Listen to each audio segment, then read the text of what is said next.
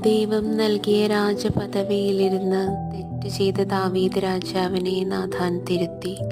അതുൾക്കൊണ്ട് തൻ്റെ തുടർന്നുള്ള ജീവിതം ഒരു പ്രായശ്ചിത്തമാക്കി മാറ്റി അദ്ദേഹം.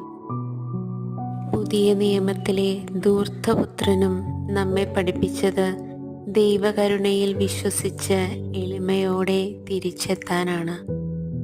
ഗാഗുൽത്തായിലെ നല്ല കള്ളനും തൻ്റെ ശിക്ഷ ഏറ്റെടുക്കുകയായിരുന്നു അനുതാപത്തോടെ.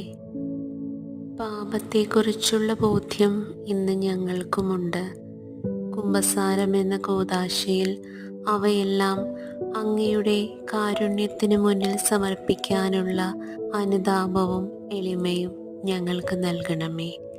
അങ്ങനെ അങ്ങയുടെ സ്നേഹവലയത്തിലായിരുന്നു കൊണ്ട് ഞങ്ങളുടെ ജീവിതം സാക്ഷ്യമാക്കി മാറ്റട്ടെ.